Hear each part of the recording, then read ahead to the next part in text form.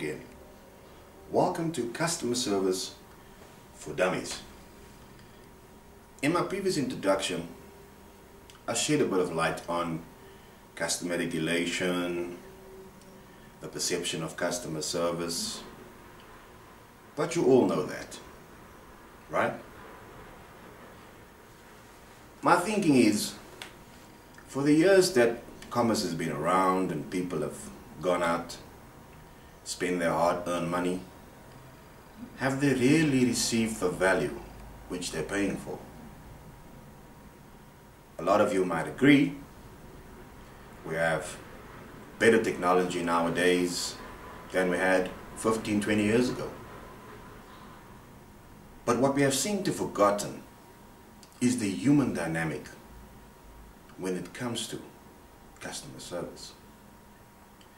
By far, a lot of companies have adopted the non-confrontational approach, if I must put it like that. What that means is, now you get a number to phone if you're unhappy about something. But hold on. I didn't need a number when I came to you saying that I'm willing to spend my money. So how does this work? Well, over the years, companies have spent a lot of money on surveys and finding out what companies globally are doing, what the global standard is, if you like, for customer service. Most of you in your corporate organizations have viewed many of material on customer service. Most of it teaching you about how to approach the customer, what the customer wants, how the customer wishes to be treated. And based on that philosophy, we start off the first segment of customer service for dummies, which is the human dynamic. Now, all of us are customers, whether we like it or not. Even if we're working for Fortune 500 companies, even if we're working for public parastatals, we are all customers at the end of the day. So the human dynamic plays a big role in the customer experience. Let's unpack that. Say, for example, a bakery store sells about 100 muffins a day. Every time customers walk past the store, they get the fresh smell of the muffins being in the oven. And that creates the value that they want. So, now you have the customer in your store. Is it important for you to know how the customer wants to be addressed? Is it important for you to know exactly what to do in order to serve the customer better? I think it is. Especially if you know that this is a product that somebody can easily produce at his own. So what makes the difference? Well, the human dynamic is by far the most important element in the customer experience. Because if you're not treated like a human, dignified with respect, I don't think you're going to buy anything from anyone, no matter how great it is. Just to put things in perspective, say for example, the customer walks into the bakery. He's not greeted by a friendly sales assistant. Would that be a major plus or a major minus? You decide for yourself.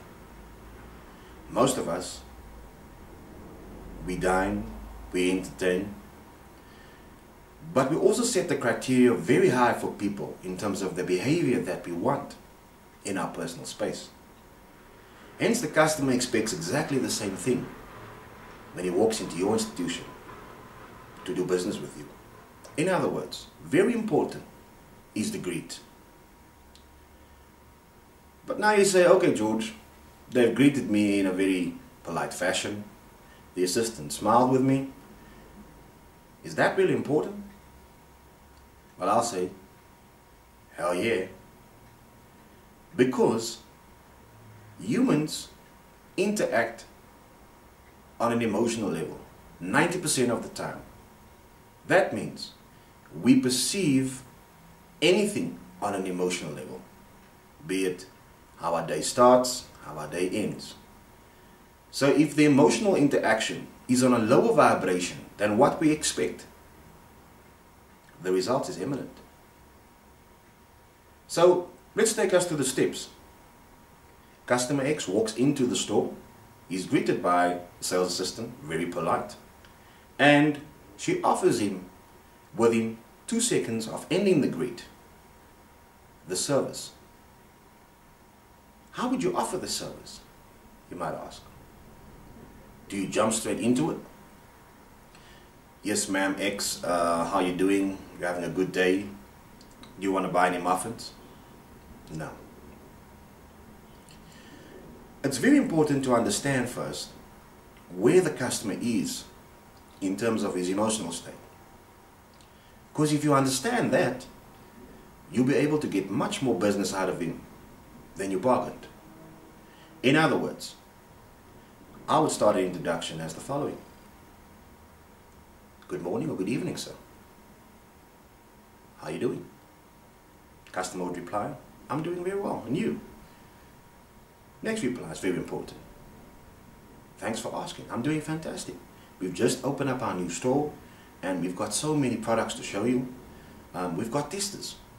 If you want to test our products first and make a decision if you want to buy. Now I'm going to stop right there. Because here's where it becomes tricky. Some of our corporates believe that by spending 0.2% or 3% of their annual budget on marketing is the deciding factor to make a customer buy or not. While the studies have also shown that if a customer is unable to touch and feel your brand, he most likely won't engage with it. So that's a very important step, the customer engagement in the human dynamic. So now that the customer has basically tested your product, he's very impressed, now he will tell you how he's going to quantify his experience. In other words, he will tell you exactly how much you want and at what rate he will buy. So customer X will say, the blueberry muffins is my favorite, George. I think I'll have a dozen of them. Let's stop again. What the customer has done, he specified the product that he wants by name, and he specified the quantity of how much he wants. Now that would have not been possible had we not done the first thing right, which is the human engagement.